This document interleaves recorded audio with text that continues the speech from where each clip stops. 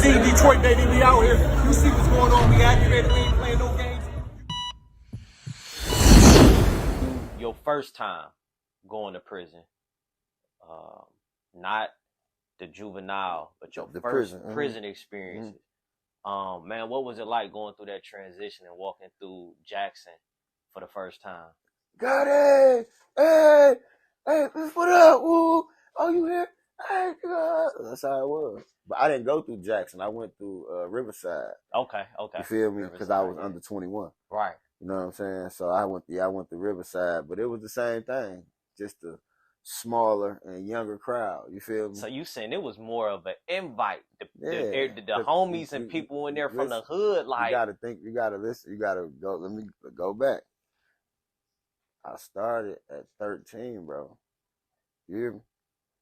I said it was a domino effect. So I'm going to the youth home regularly. You hear me? I did a year. You know, in that year, you know how many people I seen in that year? Yeah. East Side, Southwest, River Rouge, this place, that place. You feel me? For sure. We either at each other or we thug it out. Mm-hmm. So knowing so many people going through the system, it made it so when you did finally make it to the big house or whatever, I'm already me. Yeah, right. You hear me? I'm already myself. You know what I'm saying? I already did the shit that you feel me? Facts. This ain't no Instagram, homie. Facts.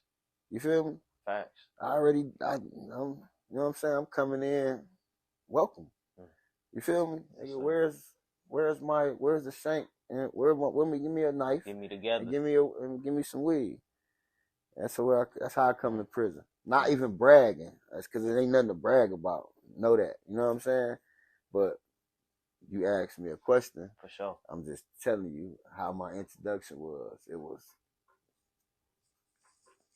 hey, nigga, you got some weed? You know what I'm saying? Type shit. Right. So, boom, you going through that. Did you, like being at that first time going to prison, did you feel like any real level of sadness? I don't know how long you got sentenced to on that one. Now compare that one to the 6 year stint. Well, when I got the 6 years, I was growing. I was getting older. You know what I'm saying? I had kids. You feel me? My mom is getting tired. You feel me? Because I've been doing this shit since 13. Yeah, that burden on her had to be heavy. And she a woman. She a strong woman. She my mom. I'm her son. You feel me? I'm her first son. I'm not her only son, but I'm her first son. So she with me. You feel me? She's with me like win, lose, or draw. You know what I'm saying? But yeah, that's when it started getting like, damn, I gotta make some changes. Type shit. You feel me? So prison experiences in terms of violence, gang culture. I wasn't in a gang in jail though. Right. Never gang bang in jail. Never. If you didn't know me from the streets or already know what was going on, I never exposed that hand in jail. And any nigga can vouch for that. Never. I fucked them gang niggas up. So you said you was standing in there on your own 10, not joining none fuck of that. with the guys I fuck with. Right, you know most what I'm saying? definitely. This that. Like, now this is a little something that I kind of wanted to talk about, because a lot of people make the statement and say, or some people say, man, I went to prison and I ain't joined nothing. I stood by myself. Bullshit. Talk about it, because to my belief, I feel like it's impossible. Bullshit. It ain't about joining nothing, but nigga, you click with some niggas. Facts. You feel me? Fuck out of here. You click with some niggas. Facts. You met some niggas. You know what I'm saying? Facts. You walked the lunch with some niggas. With some niggas, right. You cooked up with some niggas. Fuck out of here, nigga. You did not stand alone. Real talk. You hear me? Real talk. You're not standing alone. Unless you was a weirdo and you stood in the corner and you walked to child by yourself and didn't talk to nobody. Right. You feel me? Unless you showered in somewhere other niggas didn't shower. Right. You feel me? It's impossible. It's impossible, bro. For sure. You know what I'm saying? Now, when you say you walk alone, you might have stood on your own 10. But nigga, you clicked up, nigga. Most definitely. You feel me? Because if all else fails, like, I don't give a fuck if you need somebody to just watch you, you know, hold you down while you go in the bathroom and you feel me, catch wreck with somebody real quick. Yeah, like, you gotta have some type of, nigga gotta put some steps on that shit. You can't, the niggas just can't say, oh, nigga, I ain't need nobody when nigga I did, you know, that's bullshit. Most definitely. That's bullshit. Most definitely. So, what was the most violent shit? Like, what was some of the worst shit that you saw in prison, man, throughout your time? Me throwing some hot ass. Hold on. Yeah. Hold on. Please, gang. Hold on, bro. What's the meat? Hey, I asked, hold on. Listen, bro. Hold on 1 second. Just give me a second, bro. When I asked that question, most people is automatically gonna tell me another motherfucking story. No, bro. You the first person he said me throwing some hot ass boiling fucking water that I had my homie start the microwave over probably 8 times. Damn. To the point where, you know, the foot pail that you get, like that, right?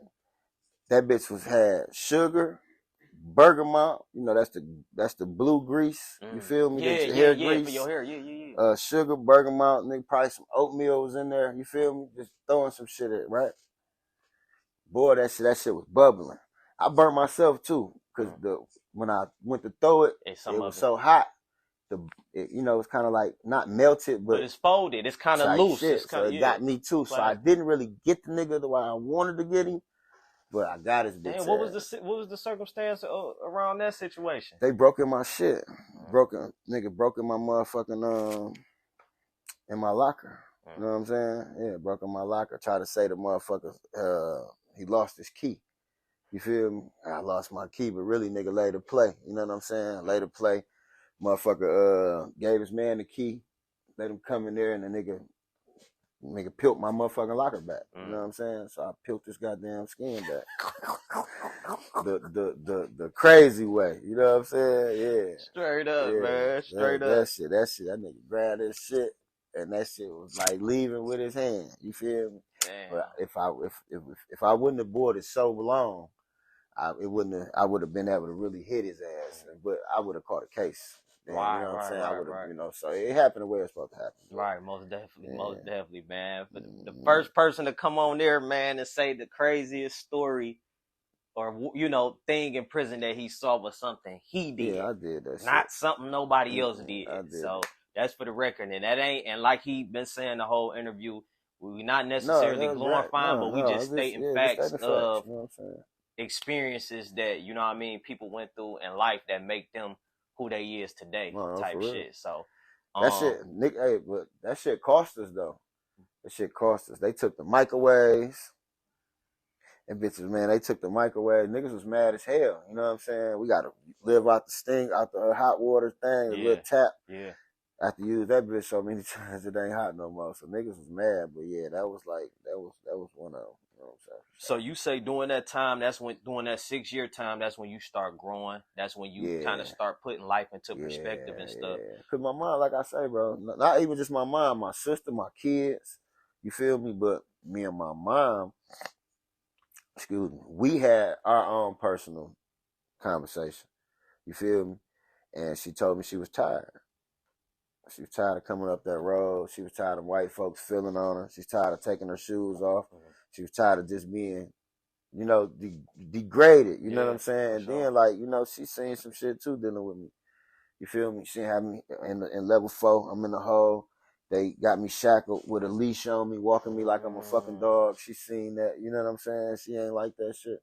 So, you know, I'm away from my kids. You feel me? So, and if I ain't mistaken, haven't you got shot before? I got shot, twice.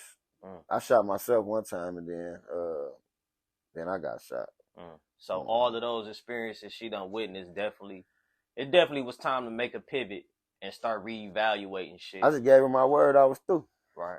I wasn't coming home as far as the street shit and living how I was living, and you know what I'm saying, providing for myself the way I was providing for myself, I told her I was done with that shit. Mm. And I've been standing on that shit. Mm.